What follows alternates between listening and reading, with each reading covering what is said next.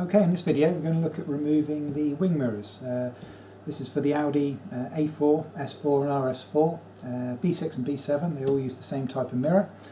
Avant and Saloon are both identical, so all of those formats will use this exact same mirror. This one we're working on today is an S4, so it's got the aluminium mirror on it, so we're going to work on getting this removed.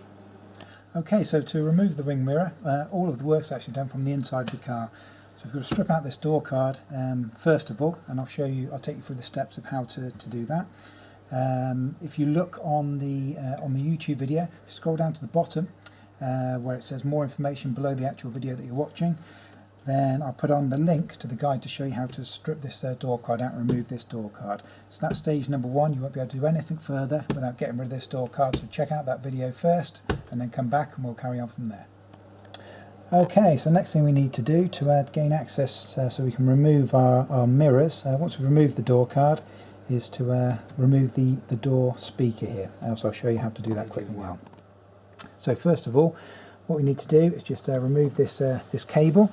So you've got this little white bracket, and it's got a little automotive tape holding it in place.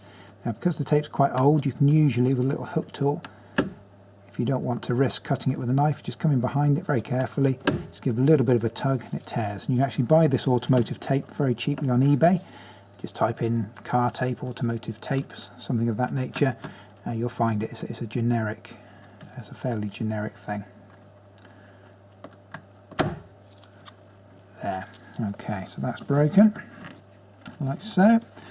And then to remove the actual electrical connector, rather than use the pinch these in above these kind of two ears, usually works out slightly better because there's quite a lot of flex in these, just to pinch it below the ears like so.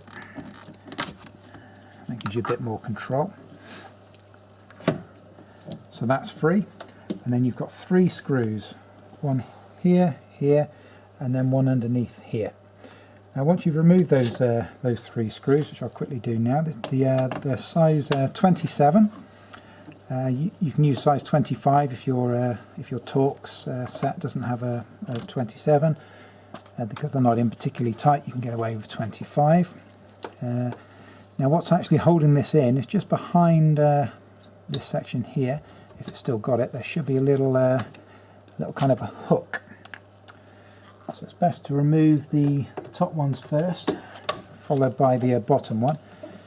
And if the speaker's not broken, no it's not, it's got a little hook. Fantastic. Now, what you need to do is just lift it up. It's like a pin with a little hook on the end of it, so you need to lift it up and then pull it back, like so. If I can get a little bit of a close-up just in here, hopefully you can see that. It's just a little hook that actually holds it on. So when you put it back in, you just put that back in, pull down, and then it can't come off without being lifted up and out. So that's how you remove the door speaker.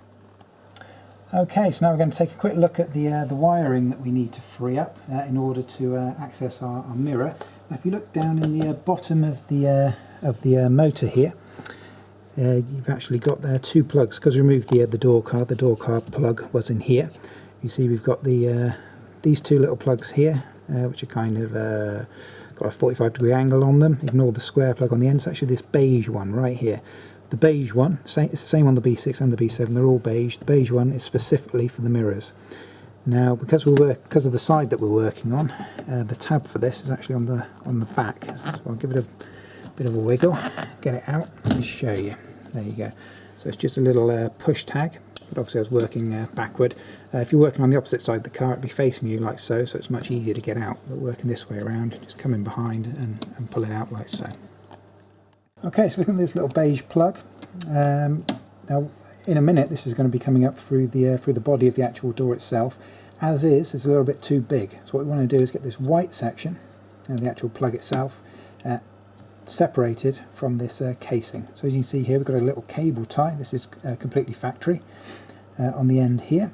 So we're going to snip that off. Obviously don't snip it off on that side, on the wire side, if you don't have to, just in case you snip one accidentally. My pliers are a little bit OTT. I can't find my smaller ones. So there we go. So remove the cable tie like so. If you have a little look inside here, we've got a little 90-degree fold over section and a little tab here. So with a small flat-headed screwdriver, you just need to open this up just enough so that you can pop that out, like so. That's a little 90-degree thing. And then what we've got to do is we've got to spread this open so that we can actually slide out the white bit from the centre. You kind of got to get it spread out evenly, top and bottom, like so. There it comes out. So that's exactly how you want it to be. Now, for good practice, I'm pretty sure this can only go back in one way, but for good practice, if I were you, if you've not done this before, I get a permanent marker and I put a black dot there and a permanent marker and I put a black dot there, so that you know that the black dots need to marry up and you're not going to start trying to put it in backwards. Okay, like I say, it should only fit in one way, but that'll be good practice to do anyway. So now that's small enough to pass through the body of the door here. Okay, so this is the wiring that we're concentrating on, our little white plug. So you see we've got this kind of glorified cable tie. It's got like an arrowhead, kind of a split arrowhead. So what we need to do is squeeze the two sides of the arrowhead together and then feed that over, and again do the same thing like so, and that will free off this cable. So that's that stage. Now what we've got here, we've actually got a plug in the door. This one's actually been removed and replaced before. You can tell it's not been done too badly. Usually it's a little bit tighter. Yours is probably a little bit tighter than this one, but for the sake of ease, it's best to remove this completely. So just get your thumbs in behind it, work it out like so.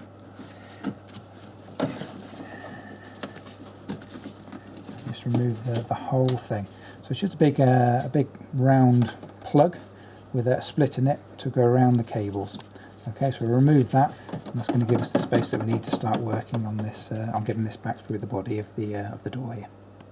Okay, so we're just going to follow this wiring back now for our white little plug here. So I'm going to push that into the body here. Now you can see someone's actually removed these mirrors before. I think you can see this little white little bracket here. This would have been connected onto this with a couple of the little pieces of automotive tape, as I did on the speaker previously. If you just get in there and tear the tape, that's the easiest way of doing it. And then if you follow this up, you'll find,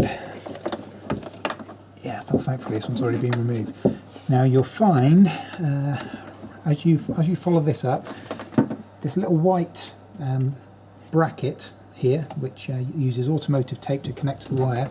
If you follow it up with your thumb, you'll find when you get to about this stage, just about level with the door motor, maybe a fraction higher, there's another one of them, and it's really tricky because you can't get a hook tool into it to tear it effectively.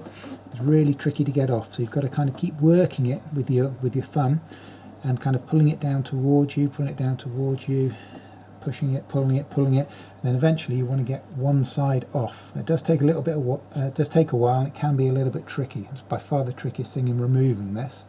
So I'm quite glad this one's already been done for me. But like I say, I can't really show it to you, even if it was still connected, because it is up behind here. But you've just got to keep working it. Once you've got one side off, you'll be able to push the other side off dead easily. But it's getting that first side off. And the other thing that you might be able to do as well, that I've had to resort to a couple of times, is to actually put the hook tool in through the hole here, and you can just about get it to the bottom of the bracket. But obviously you've got to be very careful because you are working blind. Okay, but that's the most difficult fixing, is that one there. So good luck with that. It's never a pleasure, always a chore. Okay, so we've freed the wiring off for our mirror here. So now what we need to do is get some access. Now you've got this little plastic cover just on the outside. You've actually got a plastic cover on the inside of the rubber trim, and one on the outside. So one on the outside needs to come off. All you want to do with your trim tool or something similar is just work it in underneath it like so, just so you can get your fingers in, and then very gently work up, there it comes. And pop the whole thing off like so. And that whole unit just comes off. It's just little pop clips that hold that on. And that gives you access to this big bolt on the rear here, the Torx, which is actually holding the mirror onto the door of the car.